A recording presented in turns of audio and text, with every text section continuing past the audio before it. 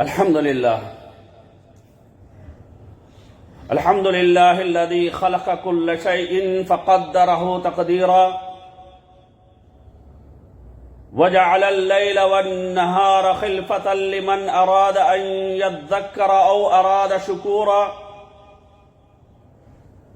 أحمد ربي وأشكره وأتوب إليه وأستغفره وأشهد أن لا إله إلا الله وحده لا شريك له جعل الليالي والأيام سهوا ومطيرا وأشهد أن محمدا عبده ورسوله وصفيه وخليله صلى الله عليه وسلم وعلى آله وأصحابه وسلم تسليما كثيرا أما بعد قال الله عز وجل في القرآن المجيد أعوذ بالله من الشيطان الرجيم بسم الله الرحمن الرحيم الله لا إله إلا هو الحي القيوم لا تأخذه سنة ولا نوم له ما في السماوات وما في الأرض من ذا الذي يشفع عنده إلا بإذنه يعلم ما بين أيديهم وما خلفهم ولا يحيطون بشيء من علمه إلا بما شاء وسع كرسيه السماوات والأرض ولا يؤوده حفظهما وهو العلي العظيم. ప్రశంసలు పొగడ్తలు సమస్త లోకాలకు ప్రభు అయిన అల్లాహ్ సుబ్హానహు వ తఆలాకు మాత్రమే అంకితం. అల్లాహ్ కృపానుగ్రహాలు మహనీయ ముహమ్మద్ సల్లల్లాహు అలైహి వాలిహి వసల్లంపై, ఆయనకు పూర్వం గతించిన ప్రవక్తలందరిపై, సజ్జనులపై, సత్యాన్వేషకులపై కలకాలం కురియుగాక. అభిమాన మిత్రులారా,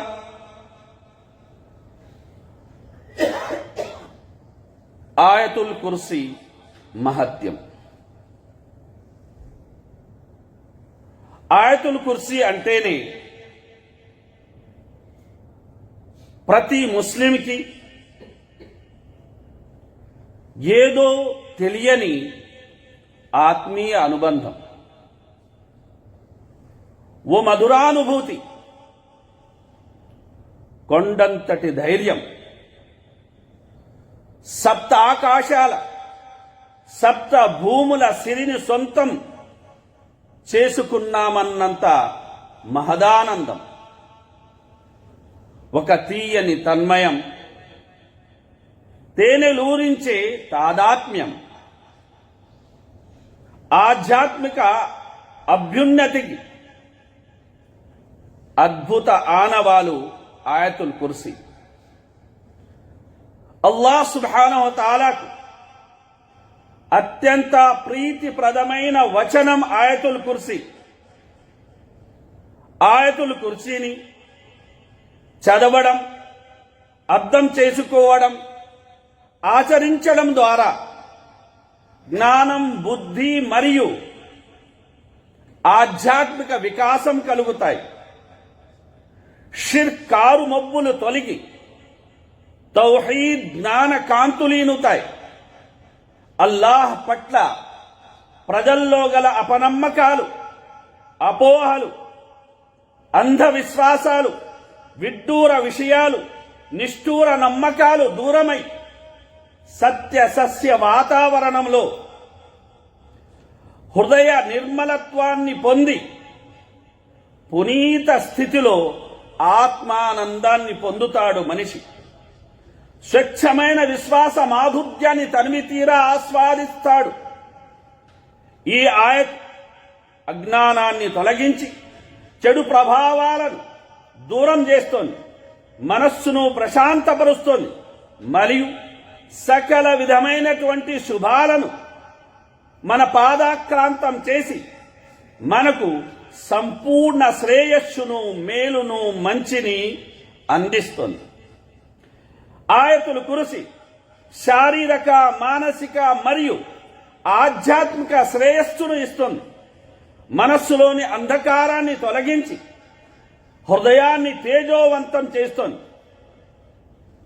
ఈ ఆయతుల్ కుర్సీని పఠించడం వల్ల పాపాలు, దుష్టశక్తులు మరియు ప్రతికూల ఆలోచనలు తొలగిపోతాయి.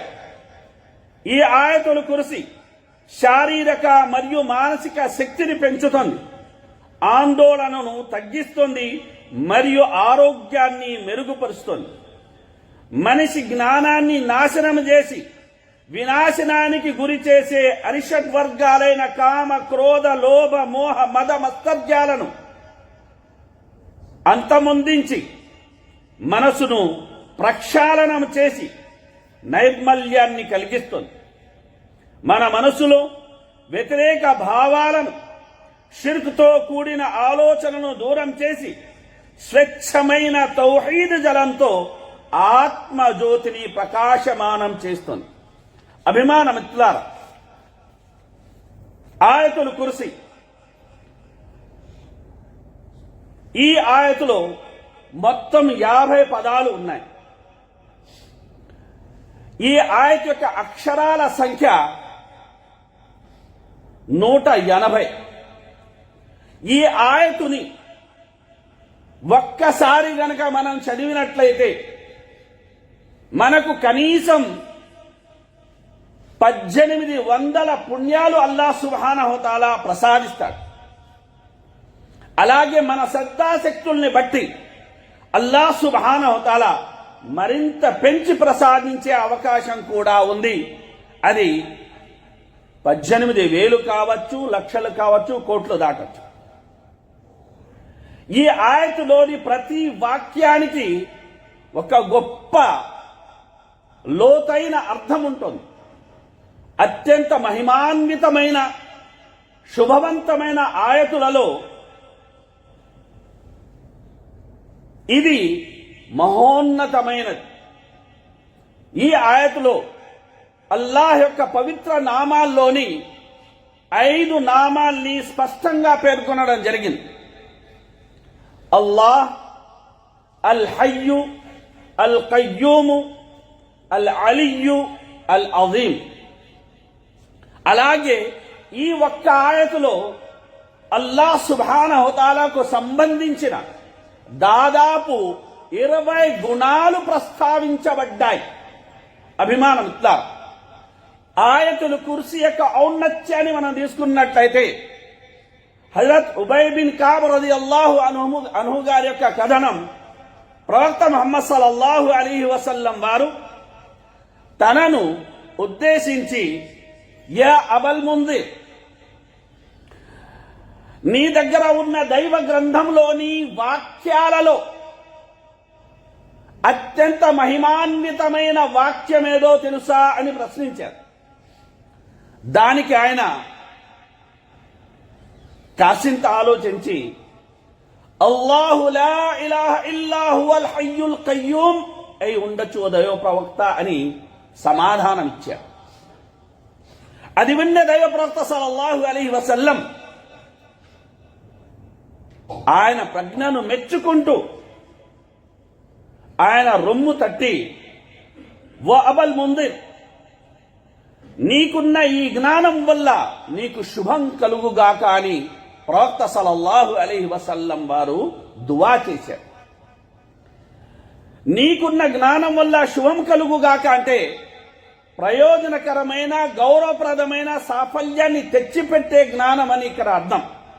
మరి ప్రయోజనకరమైన, గౌరవాన్ని తెచ్చిపెట్టే జ్ఞానం ఏది అంటే అదే ధార్మిక జ్ఞానం. మనిషిని ఇహపరాల్లో అత్యున్న స్థాయికి తీసుకెళ్లగలిగే శక్తి, సామర్థ్యం ధార్మిక జ్ఞానానికి మాత్రమే ఉంటుంది. అలాగే ఒక్కసారి ఆలోచించండి, ఖురాన్లో 6,236 ఆయతులు ఉన్నాయి. ప్రవక్త సల్లల్లాహు అలైహి వసల్లం ఈ ఆయతులన్నిటిలో మహిమాన్వితమైనది ఏది అని అడిగినప్పుడు అన్ని ఆయతులు ఆయనకు గుర్తుండాలి కదా, అన్ని ఆయతులను ఆయన పరిశీలించి ఉండాలి కదా.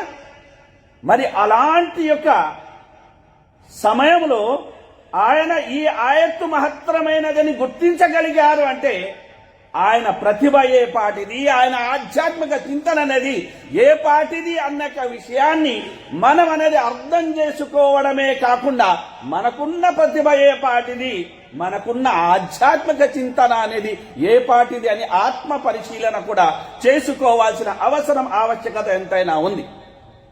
అలాగే అబూ హురైరా రదియల్లాహు అన్హు గారి యొక్క ఉల్లేఖనం ప్రకారం ప్రవక్త ముహమ్మద్ సల్లల్లాహు అలైహి వసల్లం వారు సెలవిచ్చారు, ఎవరైతే ప్రతి ఫర్జు నమాజు తర్వాత ఆయతుల్ కుర్సీని చదువుతారో వారు స్వర్గంలో ప్రవేశించడానికి ఒక మరణం తప్ప మరేది వారిని అడ్డుకోజాలదు అని మహనీయ ముహమ్మద్ సల్లల్లాహు అలైహి వసల్లం వారు సెలవిచ్చారు. కనుక ఇక్కడ షేఖుల్ హదీస్ అబ్దుల్ హక్ దెహ్లవీ రహిమహుల్లాహ్ గారు చెబుతున్న మాట, ప్రతి ప్రాణి మరణాన్ని రుచి చూడడం తప్పనిసరి కాకపోయి ఉంటే ఆయతుల్ కుర్సీని చదివేవాడు చదివిన వెంటనే ఇప్పుడే స్వర్గంలో ప్రవేశించి ఉండేవారు అని ఆయన సెలవియడం అనేది జరిగింది. అదేవిధంగా అభిమానం ఇట్లారా, అద్భుత అస్త్రం, శాశ్వత శస్త్రం ఆయతుల్ కుర్సీ. అభిమానం ఇట్లారా, ప్రవక్త సల్లల్లాహు అలైహి వసల్లం వారు అన్నారు, ఉదయం ఆయతుల్ కుర్సీని చదివిన వారు సాయంకాలం వరకు మరియు సాయంకాలం ఆయతుల్ కుర్సీని చదివిన వారు మరుసటి ఉదయం వరకు శైతానుల యొక్క దుష్ట భావాల నుండి, దుష్ట జిన్నుల యొక్క కీడు నుండి రక్షింపబడతారు అని మహనీయ ముహమ్మద్ సల్లల్లాహు అలైహి వసల్లం వారు సెలవిచ్చారు. అదేవిధంగా మహనీయ ముహమ్మద్ సల్లల్లాహు అలైహి వసల్లం వారు చెప్పిన మాట, పడకపై వెళ్లి ఆయతుల్ కుర్సీ చదివిన వారిపై అల్లాహ్ ఒక రక్షకుణ్ణి నియమిస్తాడు మరియు తెల్లారే వరకు శైతాన్ అతనికి దగ్గర కూడా రాలేడు అని మహనీయ ముహమ్మద్ సల్లల్లాహు అలైహి వసల్లం వారు సెలవిచ్చారు. ఆ రకంగా అభిమానం ఇట్లా ఉదయం సాయంత్రాలు 2 సార్లు ఆయతుల్ కుర్సీ మనం చదువుతాం. పడక మీద మేను వాల్చినప్పుడు ఆయతుల్ కుర్సీని మనం చదువుతాం. అలాగే 5 పూటల ఫర్జ్ నమాజుల అనంతరం ఆయతుల్ కుర్సీని మనం చదువుతాం. ఈ రకంగా మనకు రోజుకి 8 సార్లు ఖచ్చితంగా మీరు ఆయతుల్ కుర్సీ చదవాలి అని ప్రబోధించబడింది. అంటే ఆయతుల్ కుర్సీ ఎంత మహాద్భుతమైన వజ్రాయుధము, అస్త్రము, శస్త్రము అన్న విషయాన్ని మనం అర్థం చేసుకోవాలి అభిమాన మిత్రులారా. ఇక మన సజ్జన పూర్వీకులు ఆయతుల్ కుర్సీకి ఏ విధంగా ఇక ప్రాధాన్యత ఇచ్చారన్న విషయాన్ని మనం తీసుకున్నట్లయితే అలీ బిన్ అబీ తాలిబ్ రలియల్లాహు అన్హు గారు చెప్పిన మాట, మనస వాచ కర్మణ త్రీకరణ శుద్ధితో ఇస్లాం స్వీకరించి బుద్ధి ఉన్న ఏ వ్యక్తి అయినా ఆయతుల్ కుర్సీ చదవకుండానే నిద్రపోతాడని నేను అనుకోవడం లేదు అన్నారు ఆయన. అలాగే అబ్దుల్లాహ్ ఇబ్న్ అబ్బాస్ రలియల్లాహు అన్హు గారు సెలవిచ్చిన మాట, ఖురాన్లోని వాక్యాలన్నిటిలోనూ మహిమాన్వితమైన అత్యంత శ్రేష్టమైన యొక్క ఆయతు ఏదంటే ఆయతుల్ కుర్సీ అని ఆయన కూడా సెలవియ్యడం అనేది జరిగింది. అలాగే Abdullah bin ibn Ubaid bin ibn Umair రహిమహుల్లాహ్ గారు చెబుతున్న మాట, అబ్దుర్రహ్మాన్ బిన్ ఔఫ్ రలియల్లాహు అన్హు గారు తన ఇంట్లో ప్రవేశించిన ప్రతిసారి ఇంటి మూలల్లో వెళ్లి ఆయతుల్ కుర్సీ ఆయన పారాయణం చేసేవారని చెప్పడం జరిగింది. అదేవిధంగా అభిమానం ఇట్లారా, అబ్దుల్లాహ్ ఇబ్న్ మర్వాన్ రహిమహుల్లాహ్ గారు సెలవిస్తున్న మాట, అల్లాహ్ సుబ్హానహు తఆలా వాక్యాలను ఎంపిక చేశాడు. అందులో ఖురాన్ను మహిమాన్వితమైన వాక్యంగా అల్లాహ్ సుబ్హానహు తఆలా ఎన్నుకున్నాడు. ఖురాన్లోని వాక్యాలలో సూరాలలో అల్లాహ్ సుబ్హానహు తఆలా సూరతుల్ బకరాను ఎంపిక చేసుకున్నాడు.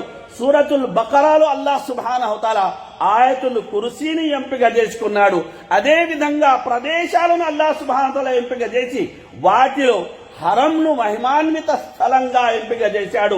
హరంలో మస్జిదే హరాంను మహిమాన్విత ప్రదేశంగా పేర్కొన్నాడు.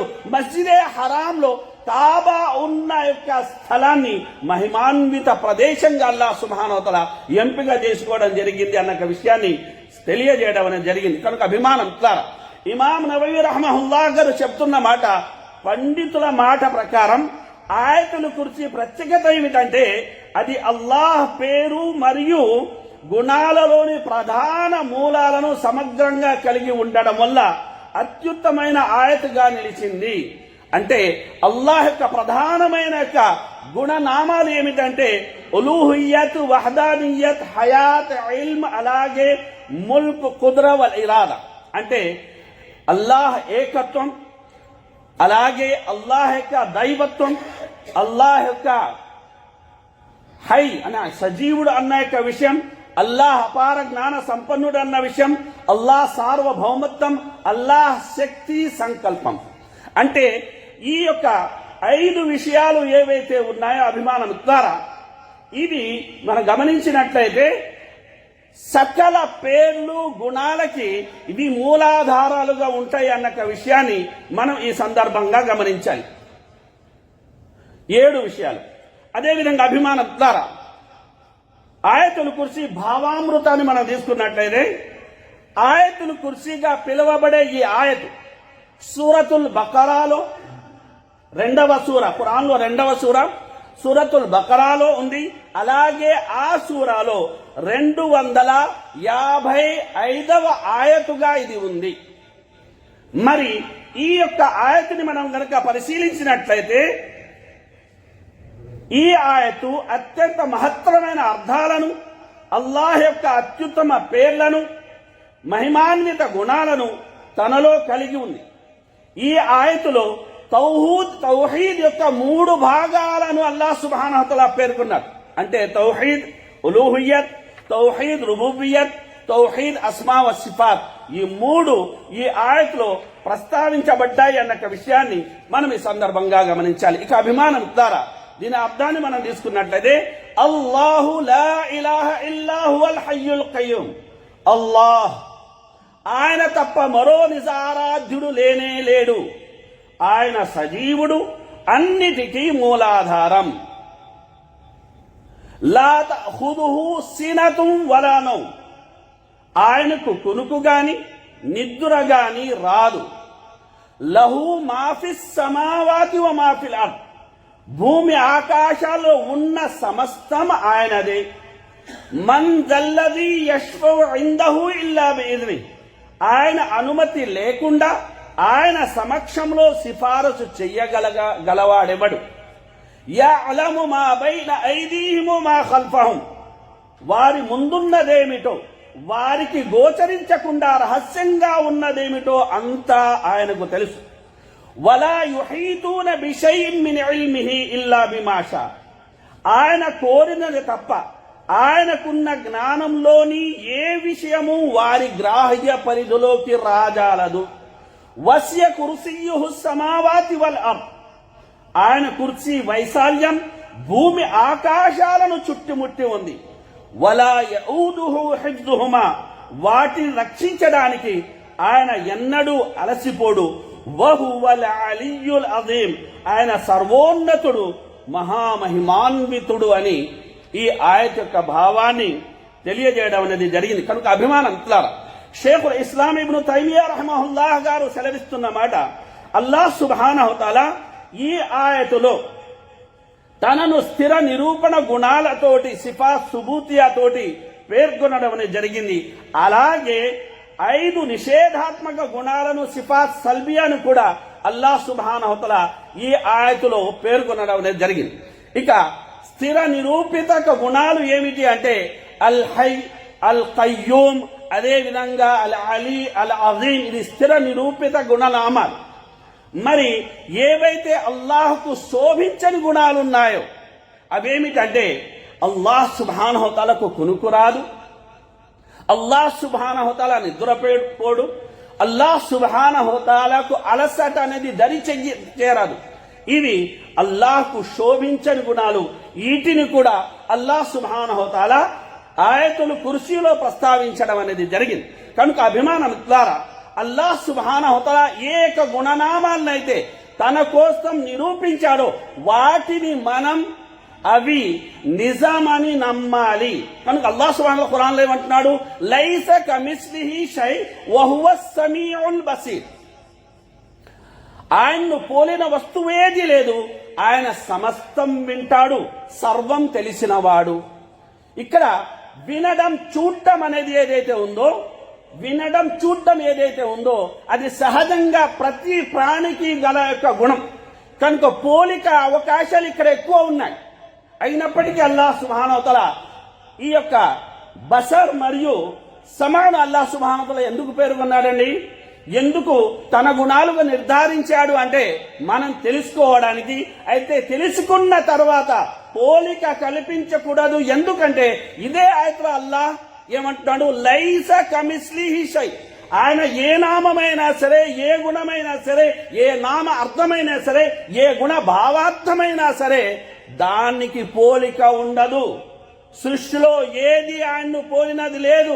నామ విషయంలో గాని, గుణ విషయంలో గాని, శక్తి సామర్థ్యాల విషయంలో గాని ఆయన్ను పోలినది ఏది మొత్తం విశ్వములో లేదు అన్న విషయాన్ని మనం ఈ సందర్భంగా గమనించాలి. కనుక ఎవరైతే అల్లాహ్ గుణనామాల్ని పేర్కొంటే మనిషితో పోలిక వచ్చేస్తుంది దాని గుణనామాలే నిరాకరించేస్తారో వారు ఈ ఆయతను చదివి అర్థం చేసుకోవాలి. గుణనామాన్ని అల్లాహ్ పేర్కొన్నాడు. అయితే ఏమన్నాడు? లైస కమిస్లిహి షై. మీరు ఊహించినట్టు కాదు, మీకు తోచినట్టు మీరు ఊహించడానికి లేదు, చిత్రీకరించడానికి లేదు.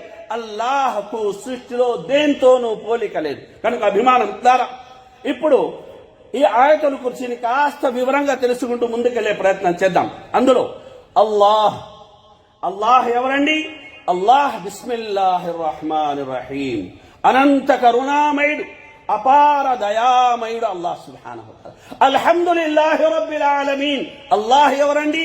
సమస్త లోకాలకు ప్రభువు, సృష్టికర్త, పోషకుడు, పాలకుడు, సంరక్షకుడు, జీవన మరణాలను ప్రసాదించేవాడు. సుబ్హానల్లాహ్. అల్లాహ్ ఎవరండి? ఖుల్ అఊదు బిరబ్బిన్ నాస్. ప్రజలందరి ప్రభు, ఇలాహిన్ నాస్. ప్రజలందరి ఏకైక పూజనీయుడు, మలికిన్ నాస్. ప్రజలందరి ఏకైక చక్రవర్తి ఎవరండి? అల్లాహ్ సుబ్హానహు వ తఆలా. కనుక అభిమానం ద్వారా అల్లాహ్ సుబ్హానహు వ తఆలా ఎవరంటే ఆయన మనల్ని మన యొక్క తల్లుల యొక్క మాతృ గర్భాలలో తాను చలిచిన రూపాన్ని ఇచ్చిన వాడు. అల్లాహ్ సుబ్హానహు వ తఆలా ఎవరంటే ఆయనే మనల్ని మట్టితో పుట్టించిన వాడు. అల్లాహ్ సుబ్హానహు వ తఆలా ఎవరంటే ఆయనే మనల్ని నకసిక పర్యంతం అందంగా తీర్చిదిద్దినవాడు. అయితే మనం ఆ నిజకర్తను మానేసి ఆయన చేసిన సృష్టితాలను ఆశ్రయిస్తున్నాము, ఆయన చేసిన సృష్టితాలను కొలుస్తున్నాము.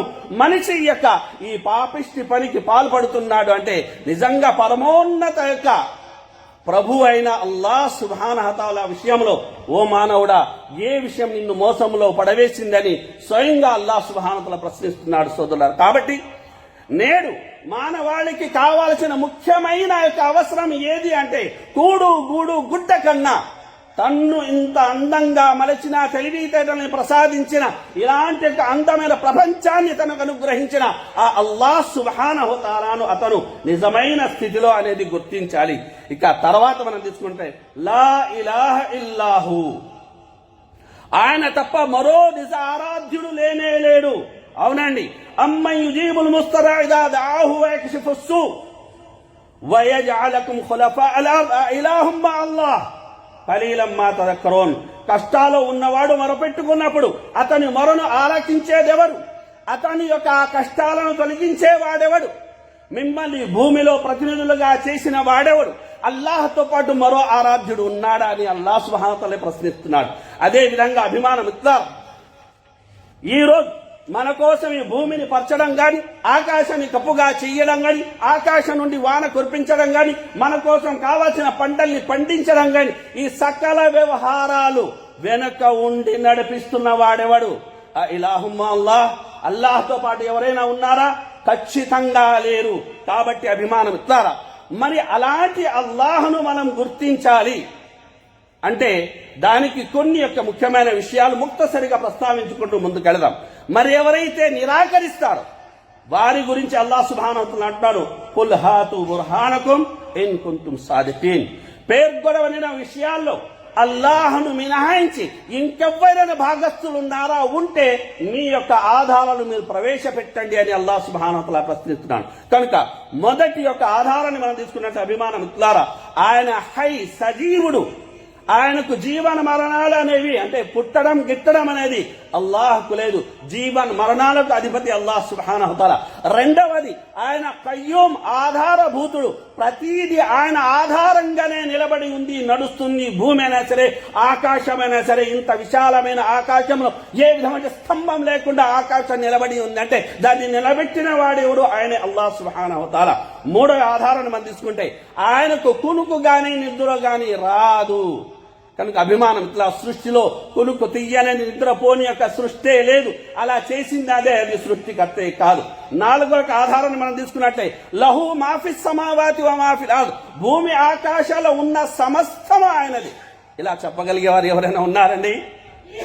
ఒక ఊరికి, ఒక ప్రాంతానికి, ఒక గల్లీకి, ఢిల్లీకి పరిమితం అయ్యేవారే గాని మొత్తం ప్రపంచానికి నేను చక్రవర్తి, ఈ ప్రపంచం విశ్వం మొత్తం నాది అని చెప్పగలిగే ధైర్యం అనేది ఎవరికి లేదు. ఒక అల్లాహ్ సుబ్హానహు వ తఆలాకు మాత్రమే ఉంది. అదే విధంగా ఐదో యొక్క ఆధారాన్ని మనం తీసుకున్నట్టే మన్ జల్లది యష్ఫఉ ఇందహు ఇల్లా బిఇజ్ని. ఎందుకు మనిషి సిఫారసు స్వీకరిస్తాడంటే ఎదుటి వ్యక్తి వల్ల అతనికి ప్రయోజనం ఉండొచ్చు, లేదంటే అతని నుండి భయపడుతూ ఉండొచ్చు. ఇలా రకరకాల కారణాలు ఉన్నాయి. అయితే అల్లాహ్ సుబ్హానహు వ తఆలా సమక్షంలో సిఫారసు చెయ్యగలిగే ధైర్యం కూడా ఎవరికి లేదంటే ఆయన శక్తి పరిపూర్ణమైనది, ఆయన యొక్క అధికారం పరిపూర్ణమైనది, ఆయన యొక్క దైవత్వం పరిపూర్ణమైనది, ఆయన విశ్వసార్వభౌమత్వం పరిపూర్ణమైనది. ఎవరి అవసరం అక్కర లేనివాడు అల్లాహ్ సుబ్హానహు వ తఆలా. ఆరవ యొక్క ఆధారం మనం తీసుకున్నట్లయితే యఅలము మా బైన ఐదీహిమ్ వ మా ఖల్ఫహుమ్, వారి ముందర ఏం జరుగుతుందో, వారి వెనక ఏం జరుగుతుందో, వారికి తెలిసిన విషయాలేమిటో, వారికి తెలియని అనేక విషయాలేమిటో కూడా తెలిసిన వాడు ఎవరు అంటే అల్లాహ్ సుబ్హానహు వ తఆలా. గుండెలోని గుట్టును, గుండె చెప్పుళ్లను కూడా తెలిసిన వాడు ఎవరంటే ఆయనే అల్లాహ్ సుబ్హానహు వ తఆలా. మరి ఇంతటి యొక్క పరిపూర్ణ గ్లాలమైన ప్రభు మన నిజ ప్రభు అయినప్పుడు మనం ఎలా వ్యవహరిస్తున్నాం, మన ప్రవర్తన ఎలా ఉంది, అదే విధంగా అల్లాహ్కు మనం భయపడుతున్నామా, అల్లాహ్ ఎలా భయభక్తులు కలిగి మనం జీవిస్తున్నా, మన ఆస్తి విషయంలో గాని, ఆలు బిడ్డల విషయంలో గాని, బంధువుల విషయంలో గాని, స్నేహితుల విషయంలో గాని, మన కోరికల విషయంలో గాని అల్లాహ్ భయానికి ఏమాత్రం పాత్ర అనేది మనం ఇస్తున్నామన్న ఆత్మ సమీక్ష మనం ఈ సందర్భంగా గమనించాలి. అదే విధంగా ఏడవ ఆధారాన్ని తీసుకుంటే వలా యుహీతూన బిషైఇన్ మిన్ ఇల్మిహి ఇల్లా బిమా షా, ఆయన కోరినది తప్ప ఆయన జ్ఞానంలోని ఏ విషయము ఎవరి గ్రాహ్య పరిధిలోకి రాజాలదు. కనుక అభిమానం ద్వారా అగోచర జ్ఞానం యొక్క తాళం చెవులు ఎవరి చేతిలో ఉన్నాయి? అల్లాహ్ సుబ్హానహు వ తఆలా చేతిలో ఉన్నాయి. అలాగే ఎనిమిదో యొక్క ఆధారం తీసుకున్నట్లయితే వస్య కుర్సియుహు సమావాతి వల్ అర్ద్, ఆయనకు కుర్చీ వైశాల్యం భూమి ఆకాశాలంతటిది. కుర్చీ అంటే ఏమంటున్నారు? అల్లాహ్ సుబ్హానహు వ తఆలా శుభ పాదాలు మోపే ప్రదేశం, దాని వైశాల్యమే భూమి ఆకాశాలంతా. అంటే అర్ష్ ఎంత ఉంటుంది అని సహాబీ ప్రశ్నించారు. ప్రవక్త ముహమ్మద్ సల్లల్లాహు అలైహి వసల్లం వారు అన్నారు, ఓ మహా ఎడారిలో చిన్నపాటి ఉంగరం పడేస్తే ఆ ఎడారి ముందర ఆ ఉంగరం ఎలా ఉంటుందో, సప్తాకాశాలు సప్త భూముల యొక్క సప్త భూములు ఆ కుర్సీ ముందర ఆ ఉంగరం పాటి. మరి అర్ష్ గురించి అడిగినప్పుడు అర్ష్ అనేది ఆ మహా ఎడారి వంటిది. కనుక అభిమానం ఇట్లారా గమనించండి, ఎంత మహోన్నతుడు అల్లాహ్ సుబ్హానహు వ తఆలా. ఆయన్ని వర్ణించడం ఎవరి తరము కాదు. ఇక మనం 10వ 11వ యొక్క ఆధారాన్ని తీసుకున్నట్లయితే వహువల్ అలియ్యుల్ అజీం, అల్లాహ్ సుబ్హానహు వ తఆలా సర్వోన్నతుడు, మహిమాన్వితుడు, సర్వోన్నతుడు అల్లాహ్ సుబ్హానహు వ తఆలా. అయిన అల్లాహ్ అంటే ఏమండి? స్త్రీ సమాధానమే చెప్పింది, ఫిస్ సమా, అల్లాహ్ పైనున్నాడు.